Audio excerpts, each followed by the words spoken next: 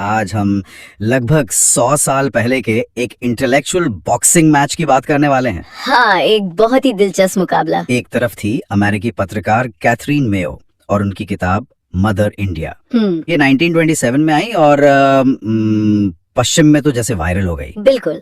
और दूसरी तरफ थे भारत के शेरे पंजाब लाला लाजपत राय और उनका जबरदस्त जवाबी हमला अनहैप्पी इंडिया। तो ये मदर इंडिया कोई मामूली किताब नहीं थी, है ना? बिल्कुल नहीं थी।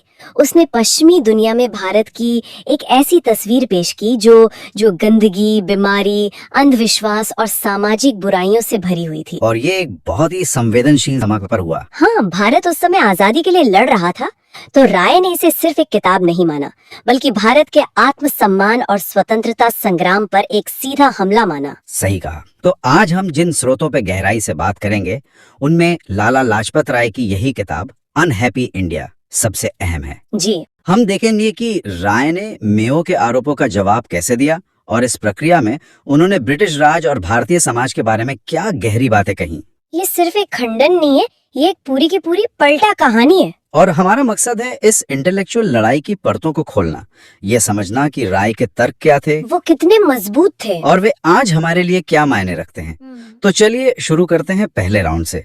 राय ने मेयो की किताब पर पहला वार कैसे किया? उन्होंने एक बहुत ही धारदार उपमा का इस्तेमाल किया। अच्छा। राय ने मदर इंडिया को एक ड्रेन इंस्पेक्टर की रिपोर्ट कहा। ड्रेन इंस्पेक्टर की रिपोर्ट? हाँ, जरा इस इमेज के बारे में सोचिए। एक इंस्पेक्टर जो किसी शहर की भव्य इमारतों, बगीचों या संस्कृति को नहीं देखता। वो कुछ नहीं देखता। वो सीधा शहर की सबसे गंदी नालियों में उतरता है, वहाँ की गंदगी और बदबू का एक एक डिटेल नोट करता है और फिर पूरी दुनिया के सामने ऐलान कर देता है कि यही है पूरा शहर। बिल्कुल। क्या कमाल का तंज है। मतलब राय कह रहे थे कि मेयो ने भारत की अच्छाइयों को पूरी तरह नजरअंदाज किया और सिर्फ बुराइयों को खोद खोद के निकाला। लेकिन क्या ये सिर्फ एक पक्षपाती रिपोर्ट थी या इसके पीछे कोई बड़ा एजेंडा भी था? राय का तो मानना था कि इसके पीछे एक बहुत बड़ा पॉलिटिकल एजेंडा था। मतलब? उन्होंने साफ आरोप लगाया कि मेयो की भारत यात्रा कोई अचानक नहीं हुई थी। उन्हें ब्रिटिश साम्राज्य के समर्थकों ने भारत भेजा था, जैसे कि लियोनेल कर्टिस, जो भारत को स्वशासन देने के सख्त खिलाफ थे। तो मकसद ये था कि दुनिया को दिखाया जाए कि भारतीय इतने पिछड़े और असभ्य हैं कि वे अपना शासन खुद चलाने के लायक ही नहीं है। अच्छा, तो ये एक तरह की प्रोपेगेंडा हिट जॉब थी। बिल्कुल। और राय अकेले नहीं थे जो ऐसा सोच रहे थे। उन्होंने बताया कि महात्मा गांधी ने इस किताब को सिरे से खारिज कर दिया। रविंद्रनाथ टैगोर ने इसे अपमानजनक बताया। गांधी जी ने भी इस पर कुछ कहा था शायद। हाँ, गांधी जी ने तो यहाँ तक कहा कि मेयो भारत में पहले से ही एक सोच बनाकर आई थी और उन्होंने बस उस सोच को सही साबित करने के लिए चुनिंदा सबूत इकट्ठे किए। तो मेयो के आरोपों की बुनियाद ही सवालों के घेरे में थी। अब आते हैं उनके सबसे बड़े हमले पर, जो था भारत की शिक्षा व्यवस्था पर। जी। मेयो का कहना था कि हजारों सालों से ब्राह्मणों ने ज्ञान पर कब्जा कर रखा है और बाकी समाज को अनपढ़ रखा। राय ने इसका जवाब कैसे दिया? राय ने इसका जवाब बहुत चालाकी से दिया। उन्होंने किसी भारतीय राष्ट्रवादी के लिखे का हवाला नहीं दिया। तो फिर किसका दिया? बल्कि एक ईसाई मिशनरी रेवरेंड F.E. के काम का हवाला दिया। के ने प्राचीन भारत की शिक्षा प्रणाली पर गहरा अध्ययन किया था और उनका निष्कर्ष था कि भारत में एक बहुत ही विकसित और संगठित शिक्षा प्रणाली मौजूद थी। और वो सिर्फ ब्राह्मणों तक सीमित नहीं थी? बिल्कुल नहीं। अच्छा, तो ये वन साइज फिट्स ऑल वाला सिस्टम नहीं था। ये काम कैसे करता था? ये भूमिका आधारित था। मतलब ब्राह्मणों का काम था धर्म, दर्शन और साहित्य का अध्ययन करना और पढ़ाना, तो वे उसमें विशेषज्ञता हासिल करते थे। और क्षत्रिय यानी शासक और योद्धा वर्ग को राजनीति, प्रशासन और युद्ध कला की शिक्षा दी जाती थी। वैश्य, जो व्यापारी और किसान थे, वो व्यापार, कृषि और अर्थशास्त्र सीखते थे। लेकिन आलोचक तो शूद्रों का सवाल उठाएंगे कि उन्हें तो इस व्यवस्था से बाहर रखा गया। राय इस बात को भी संबोधित करते हैं। वे बताते हैं कि शूद्रों के लिए व्यावसायिक प्रशिक्षण की एक मजबूत घरेलू व्यवस्था थी। मतलब? यानी कारीगर अपने बच्चों को अपना हुनर सिखाते थे, पीढ़ी दर पीढ़ी, और ये कोई अनौपचारिक चीज नहीं थी। इसने कारीगरी के इतने ऊंचे मानक बनाए रखे थे कि अबे ड्यूबॉइस जैसे भारत के कड़े आलोचक ने भी उसकी तारीफ की है। तो ये ज्ञान का एकाधिकार नहीं था? नहीं, ये ज्ञान का विकेंद्रीकरण था। जो समाज की जरूरतों के हिसाब से बटा हुआ था। ये तो हुई ब्राह्मणवादी व्यवस्था की बात, लेकिन फिर बौद्ध धर्म का प्रभाव भी तो बहुत बड़ा था। क्या उससे चीजें बदली? क्योंकि बौद्ध धर्म तो जाति को नहीं मानता। आपने बिल्कुल सही नस पकड़ी है। बौद्ध धर्म ने शिक्षा में एक तरह से क्रांति ला दी। नालंदा और तक्षशिला, हाँ, ये नाम आज भी दुनिया जानती है।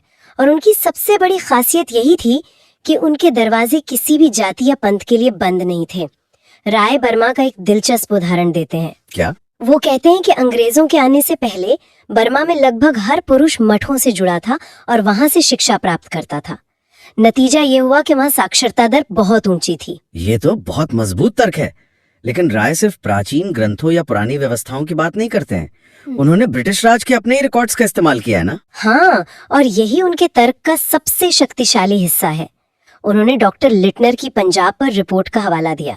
लिटनर खुद एक ब्रिटिश शिक्षाविद थे और उनकी पंजाब की शिक्षा व्यवस्था का सर्वे करने का काम सौंपा गया था। जी, और उन्होंने जो पाया वो हैरान करने वाला था। क्या पाया उन्होंने? लिटनर ने पाया कि पंजाब को जब अंग्रेजों ने अपने कब्जे में लिया, उससे ठीक पहले वहाँ शिक्षा बहुत फैली हुई थी।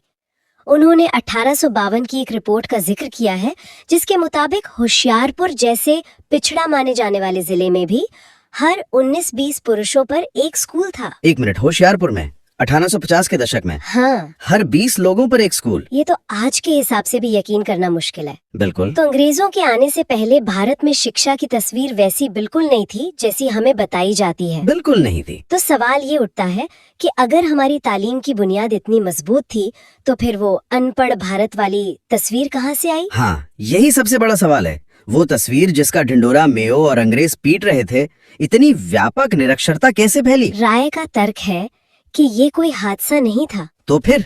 यह एक सोची समझी नीति का नतीजा था। उनका आरोप है कि ब्रिटिश सरकार ने राजनीतिक कारणों से जानबूझकर भारत की स्वदेशी शिक्षा प्रणाली को सिस्टमैटिकली नष्ट कर दिया। इसके पीछे क्या मकसद हो सकता है? किसी भी सरकार के लिए तो पढ़ी लिखी प्रजा अच्छी होती है। हमेशा नहीं। राय ने मैकाले के प्रसिद्ध मिनट का हवाला दिया, जिसमें मैकाले साफ कहते हैं, हमें एक ऐसा वर्ग बनाना चाहिए जो खून और रंग में भारतीय हो, लेकिन पसंद, विचारों, नैतिकता और बुद्धि में अंग्रेज हो। मतलब मकसद भारतीयों को असल में शिक्षित करना नहीं था? नहीं, मकसद था एक ऐसी क्लास तैयार करना जो ब्रिटिश राज की मशीनरी को चलाने में मदद कर सके। सस्ते क्लर्क तैयार करना। बिल्कुल। चार्ल्स ट्रेवेलियन, जो एक और बड़े ब्रिटिश अधिकारी थे, ने तो रोमन साम्राज्य का उदाहरण दिया।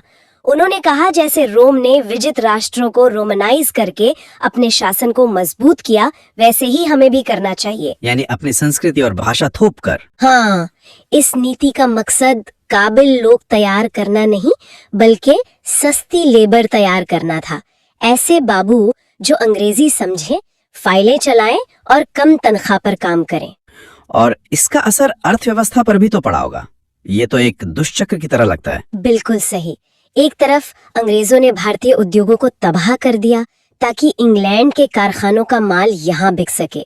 कृषि की हालत भी खराब होती गई। तो ऐसे में जो भारतीय थोड़ी बहुत अंग्रेजी शिक्षा हासिल कर लेते थे, उनके पास सरकारी दफ्तरों में क्लर्क की नौकरी के अलावा कोई रास्ता ही नहीं बचता था। हाँ, ये गिव मी ऑफिस और गिव मी डेथ वाली मानसिकता पैदा करने वाली व्यवस्था थी, जिसका मजाक मेयो उड़ा रही थी, जबकि इसे बनाया ही अंग्रेजों ने था। तो राय ने शिक्षा के मुद्दे पर तो मेयो के तर्क की बुनियादी हिला दी, लेकिन एक और ऐसा मुद्दा था जिससे बचना नामुमकिन था, जाति व्यवस्था। जी, जाति व्यवस्था। ये तो भारत के आलोचकों का सबसे पसंदीदा हथियार रहा है। राय ने इसे कैसे संभाला? देखिए, राय ने इससे इनकार नहीं किया। उन्होंने ये नहीं कहा कि जाति व्यवस्था अच्छी चीज है। तो फिर क्या कहा? बल्कि उन्होंने इसे एक ऐतिहासिक और तुलनात्मक संदर्भ में रखा।